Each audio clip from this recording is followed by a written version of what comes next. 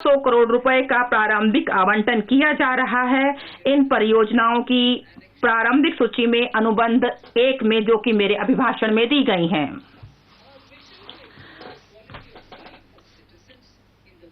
देश के अत्यंत दुर्गम और पिछड़े जिलों में रहने वाले नागरिकों के जीवन की गुणवत्ता में सुधार करने का हमारा जो स्वप्न था, वह महत्वाकांक्षी जिला कार्यक्रम बहुत कम समय में ही साकार हो गया है। 95% जो 112 जिले हैं, उनमें बहुत ज्यादा प्रगति हुई है 3 क्षेत्रों में: स्वास्थ्य, पोषण, वित्तीय स्थिति और आधारभूत अवसंरचना। उन्होंने यहां तक कि कुछ राज्यों को पीछे कर दिया है जहां तक इन सुविधाओं का संबंध है।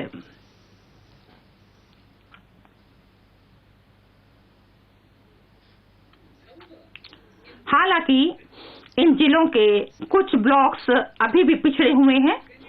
2022-23 में इस कार्यक्रम के अंतर्गत इन जिलों के ऐसे ही ब्लॉक्स पर ध्यान दिया जाएगा। सीमावर्ती गांव, जहां की जनसंख्या बहुत ही छिटपुट है, उनकी कनेक्टिविटी और बुनियादी सुविधाएं भी बहुत ही सीमित हैं। विकास के लाभ से जो वंचित रह गए हैं, उत्तरीय सीमा के ऐसे ही गांवों को इस नए वाइब्रेंट विलेजेस कार्यक्रम के अंतर्गत शामिल किया जाएगा। यहाँ के क्रियाकलापों में गांव की बुनियादी सुविधाओं, आवास, पर्यटन केंद्रों, सड़क संपर्क, विकेंद्रित नवीकरण ऊर्जा की व्यवस्था है। दूरदर्शन और शिक्षण चैनलों के लिए डायरेक्ट टू होम एक्सेस की व्यवस्था और आजीविका सृजन के लिए सहायता दी जाएगी। इन क्रियाकलापों के लिए अतिरिक्त धन उपलब्ध कराया जाएगा। वर्तमान योजनाओं को एक में मिला लिया जाएगा। हम उनके परिणामों की विवेचना करेंगे और उनको लगातार मॉनिटरिंग भी करेंगे। 2022 में 100% 1.5 लाख डाकघरों में कोर बैंकिंग सिस्टम चालू हो जाएगा, जिससे फाइनेंशियल इंक्लूजन संभव होगा और नेट बैंकिंग के माध्यम से अपना खाता देखा जा सकेगा।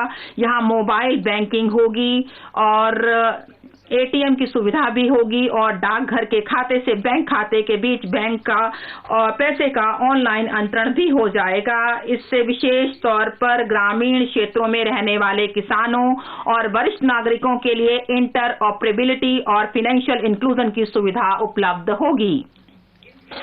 माननीय अध्यक्ष महोदय, हाल ही के वर्षों में देश में डिजिटल बैंकिंग, डिजिटल पेमेंट्स और फिनटेक जैसे अभिनव कार्यों में तेजी से वृद्धि हुई है।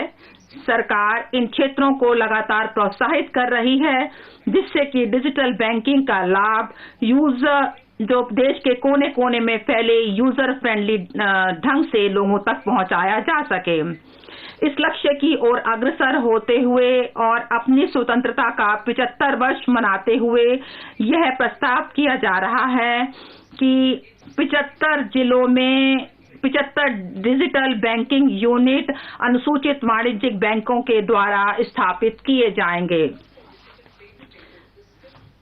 डिजिटल पेमेंट इकोसिस्टम, जो कि पिछले बजट के लिए था, वह 2022-23 में भी जारी रहेगा और इससे हमें डिजिटल पेमेंट्स को और अधिक अपनाने के लिए प्रोत्साहित किया जा सकेगा। इसके तहत पेमेंट प्लेटफॉर्म के प्रयोग को बढ़ावा दिए जाने पर ध्यान दिया जाएगा, जो इकोनॉमिकल और यूजर फ्रेंडली होता है। महोदय, मैं अगली बात पर अब बढ़ती हूँ। हमने हाल ही के वर्षों में देखा है कि 25,000 से अधिक अनुपालनों को कम कर दिया गया है और 1,486 संघीय कानूनों को खत्म कर दिया गया है। हमारी सरकार की यह प्रतिबद्धता को दर्शाती है। Minimum government and maximum governance की यह सरकार की जो मजबूत प्रतिबद्धता है, उसको दर्शाती है। इसके तहत हमने काम किया है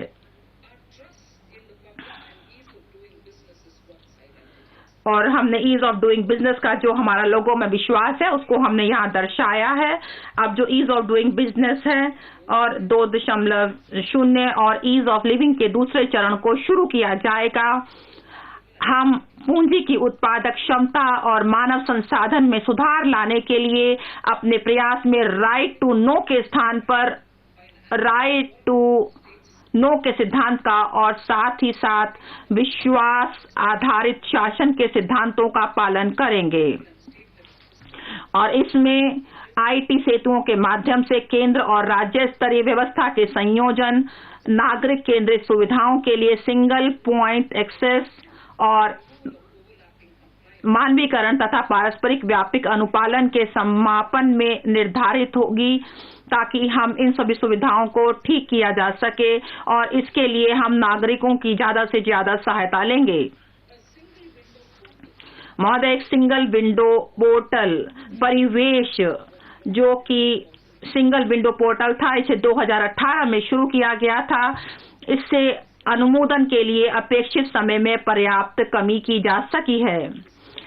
इस पोर्टल के दायरे को अब और बढ़ाने का हमने विचार किया है, जिससे कि आवेदक जानकारी प्राप्त कर सकें। इकाइयों की अवस्थिति के आधार पर विशेष प्रकार के अनुमोदनों के बारे में जानकारी दी जाएगी और 4 जो अप्रूवल होते हैं उसे एक फॉर्म के माध्यम से दिया जाएगा और centralised processing centre green CPC green के माध्यम से ट्रैकिंग की जा सकेगी। ई पासपोर्ट, जो ई पासपोर्ट जारी किए जाने लगेगा, जिसे एम्बेडेड चिप और भावी प्रौद्योगिकी का प्रयोग करके 2022-23 में किया जा सकेगा, जिससे नागरिकों को अपने विदेश की यात्रा करने में और अधिक सुविधा होगी। जब भारत 100 साल का हो जाएगा तो इसकी संभावना यही है कि हमारी आधी से अधिक जनसंख्या शहरी क्षेत्रों में निवास कर रही होगी। इस स्थिति के लिए तैयार होने के लिए एक सुव्यवस्थित शहरी विकास बहुत महत्वपूर्ण है। इससे देश की आर्थिक क्षमता का उपयोग किया जा सकेगा, जिसमें जनसांख्यिकी लाभांश के लिए आजीविका संबंधी अवसर भी आते हैं। इसके लिए हम मेगा सिटीज के पोषण की जरूरत है। आसपास के क्षेत्रों को आर्थिक विकास के वर्तमान केंद्रों के रूप में विकसित करने की जरूरत है। दूसरी ओर हमें टायर 2 और टायर 3 शहरों में सुविधा प्रदान किए जाने की जरूरत है, जिससे कि भविष्य के लिए इनको एक बाह्य कवच के रूप में तैयार किया जा सके। इसके लिए यह जरूरी है कि हम अपने शहरों को जीवन के दीर्घकालिक रास्तों के केंद्र के रूप में देखें, जिसमें सभी के लिए, विशेषकर महिला और युवकों के लिए अवसर उपलब्ध हो। ऐसा होने के लिए शहरी नियोजन का सामान्य दृष्टिकोण का चलाना संभव है और इसके लिए हम ऐसे कुछ संगठनों का गठन करेंगे जो कि शहरी क्षेत्रों में क्षमता विकास, नियोजन, कार्यान्वयन और प्रशासन के बारे में सिफारिशी करेगा। शहरी क्षमता निर्माण के लिए राज्यों को सहायता प्रदान की जाएगी। भवन संबंधी उपनियमों के आधुनिकीकरण, टाउन नियोजन योजनाएं, परिवहन उन्मुखी विकास लागू किया जाएगा।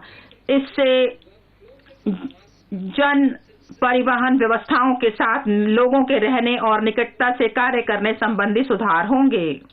सार्वजनिक परिवहन परियोजनाओं और अमृत योजनाओं के लिए दी जाने वाली केंद्र सरकार की वित्तीय सहायता का लाभ टीओडी और टीपीएस के माध्यम से राज्यों को किया जाएगा।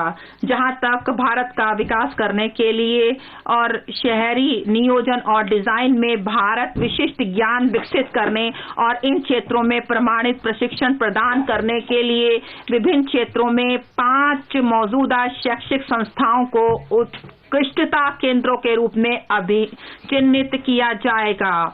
इन केंद्रों को प्रत्येक के लिए 250 करोड़ रुपए की दाय निधि प्रदान की जाएगी। इसके अतिरिक्त अखिल भारतीय तकनीकी शिक्षा परिषद पाठ्यक्रम गुणवत्ता सुधारने तथा अन्य संस्थाओं में शहरी नियोजन पाठ्यक्रमों की सुलभता के लिए अग्रणी की भूमिका निभाएगी। हम शहरी क्षेत्रों में सार्वजनिक परिवहन के उपयोग के रूपांतरण को बढ़ावा देंगे। इसे स्वच्छ तकनीकी और शासन समाधानों, विशेष शून्य जीवाश्म ईंधन नीति और ईवी वाहनों के साथ आवागमन जोन द्वारा संपूर्णित किया जाएगा। बैटरी अदला बदली नीति। बड़े पैमाने पर चार्जिंग स्टेशनों की स्थापना के लिए शहरी क्षेत्रों में स्थान की कमी पर विचार करते हुए एक बैटरी अदला बदली नीति लाई जाएगी तथा अंतर प्रचालनीय तैयार किए जाएंगे।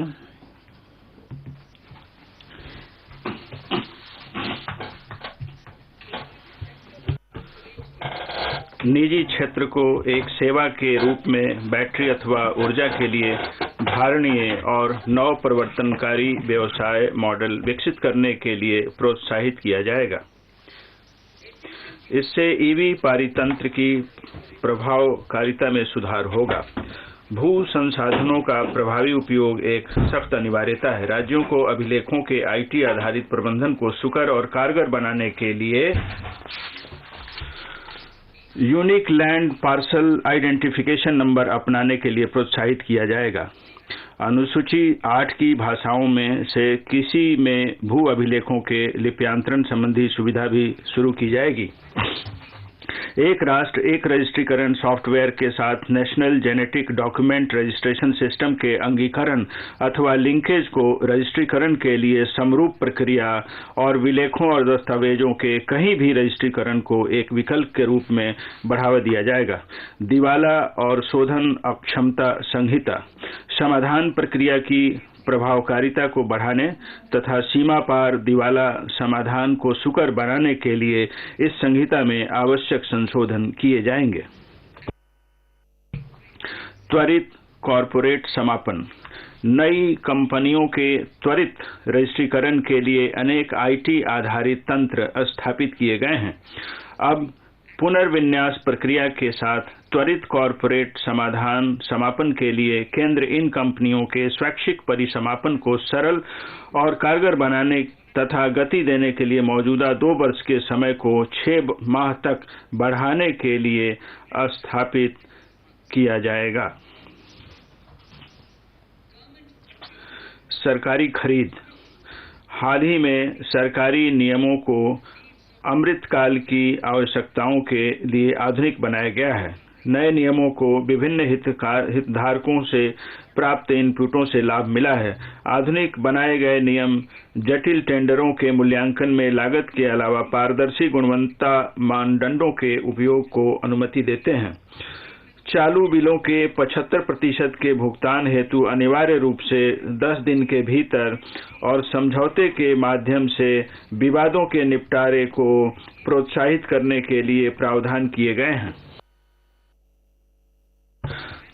पारदर्शिता को बढ़ाने तथा भुगतानों में विलंब को कम करने एक अगले कदम के रूप में एक पूर्णतः कागज रहित एंड-टू-एंड ऑनलाइन ई-बिल सिस्टम को अपनी खरीदों के लिए सभी केंद्रीय मंत्रालयों द्वारा उपयोग के लिए शुरू किया जाएगा। यह सिस्टम आपूर्तिकर्ताओं और ठेकेदारों को अपने डिजिटल रूप से हस्ताक्षरित बिलों और दावों तथा कहीं से भी अपनी स्थिति का पता लगाने के लिए ऑनलाइन प्रस्तुत करने में सक्षम बनाया जाएगा। सप्लायरों और कार्य ठेकेदारों के लिए अप्रत्यक्ष लागत को कम करने के लिए बैंक गारंटी के लिए एक विकल्प के रूप में प्रतिभू बॉन्डों को सरकारी खरीदों में स्वीकार्य बनाएगा। व्यवसाय जैसे स्वर्ण आयात भी इसको उपयोगी पा सकेंगे। IRDAI ने बीमा कंपनियों द्वारा प्रतिभू बॉन्डों को जारी करने के लिए रूपरेखा बनाई है। ABGC प्रोत्साहन कार्यबल। एनिमेशन, विजुअल इफेक्ट्स, गेमिंग और कॉमिक्स सेक्टर युवाओं को रोजगार के लिए बड़ी संभावना प्रदान करता है। एक ABGC संवर्धन कार्यबल सभी हितधारकों के साथ इसे प्राप्त करने तथा हमारे बाजारों और वैश्विक मांग को पूरा करने के लिए घरेलू क्षमता निर्माण के लिए तौर तरीकों की सिफारिश करने के लिए स्थापित किया जाएगा। दूरसंचार क्षेत्र। सामान्य रूप से दूरसंचार और विशेष रूप से 5G प्रौद्योगिकी समृद्धि और रोजगार अवसर प्रदान करने में समर्थ बना सकते हैं।